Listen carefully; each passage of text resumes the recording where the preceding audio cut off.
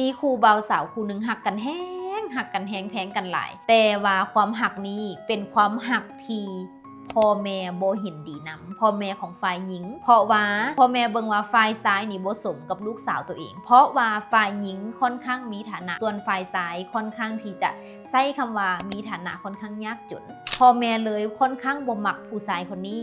แต่ด้วยแฮงปรารถนาความหักของทั้งสองคนบ่มีหยังที่จะสามารถต้านทานได้ทั้งสองคนเลยดื้อดันที่จะใช้ชีวิตร่วมกันและลูกเขยก็เลยแต่งเข้ามาในบ้านช่วงแรกลูกเขยก็ฮู้ว่าพ่อตาแม่ยายบ่ได้มักก็เลยพยายามที่จะเฮ็ดจังไหนก็ได้ให้พ่อแม่หักให้พ่อแม่แพงไว้เนื้อเสือใจแล้วก็เฮ็ดทุกอย่างเวลาที่พ่อแม่ใส่หยังเวียกงานการสร้างหยังซอยทุกเรื่องเลยเฮ็ดให้พ่อแม่ฮู้สึกว่ามันก็ดีเนาะก็เลยเปิดใจหับลูกเขยคนนี้หักสอนงานให้ทุกเรื่องในบัดนี้ส่วนลูกสาวก็เห็นว่าผัวนี่ถือกับพ่อแม่แล้วก็อุ่นใจที่นี่โดนไปเนาะก็คือผัวนี่ก็เริ่มได้เฮ็ดเวียกได้เริ่มมีผลงานกับพ่อเฒ่าเฮ็ดเวียกน้ำกันเฮ็ดไปเฮ็ดมาหลายปีผ่านไปก็เริ่มมีลูกได้เนาะวันนี้สร้างครอบครัวเด้แล้วเมียก็เลยได้มีหน้าที่เลี้ยงลูกอยู่บ้านสามีก็ไปเฮ็ดเวียกก็เหมือนชีวิตแฮปปี้เนาะทุกอย่างมันก็โอเค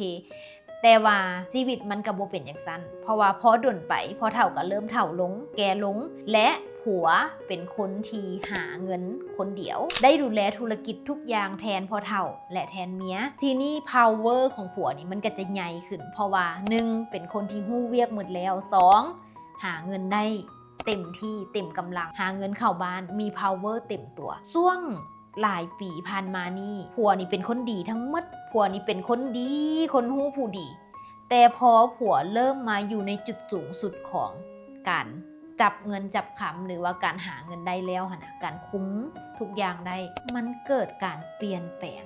ที่ทุกคนคาดบ่ถึงผัวเริ่มกลับดึกผัวเริ่มให้เงินเมียหน่อยผัวเริ่มมีความลับกับเมียผัวเริ่มแบ่งเงินไปใส่กับบ่ฮู้ซึ่งบอกว่าหาได้หน่อยมันแต่ธุรกิจมันยังดีอยู่ฉะนั้น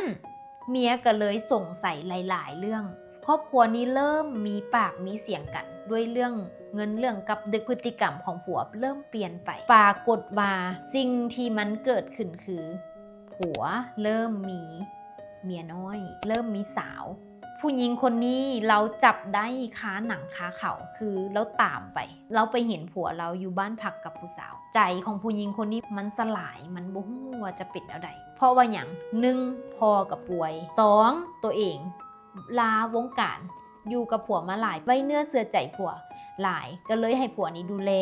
ทุกๆเรื่องตัวเองบ่ค่อยได้ไปเฮ็ดเวียกบ่ค่อยได้ไปคุมอีหยังต่างๆผัวเป็นคนฮู้เรื่องงานหมดผัวเป็นคนหาเงินเข้าบ้านพ่อเฒ่าป่วยเหมือนเงินเนี่ยถ้าผัวให้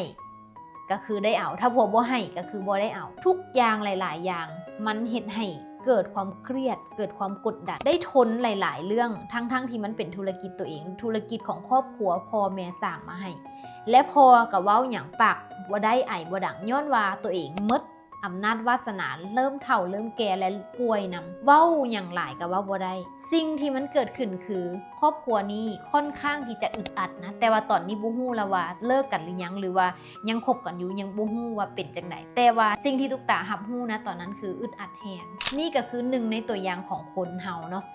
คนเฮานี่นะระยะทางพิสูจน์มาเวลาพิสูจน์คนอันนี้นี่ได้เจ้าเงินบ่ได้เฮ็ดให้คนเปลี่ยนแต่เงินเป็นสิ่งที่เฮ็ดให้คนคนหนึ่งได้เผยธาตุแท้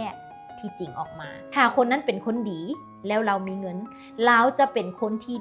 ดีและซอยคนอื่นยิ่งขึ้นไปแต่ถ้าคนนั้นเป็นคนที่บ่ดีและมีเงินเราจะยิ่งสำแดงความบ่ดีของเราออกมาได้ชัดเจนที่สุดหวังว่าเรื่องเรานี้จะเป็นอุทาหรณ์สอนใจให้กับหลายๆคนขออวยพรให้ทุกคนเจอคู่ครองที่ดีเด้อจะได้ชีวิตมีความสุขกันเนาะ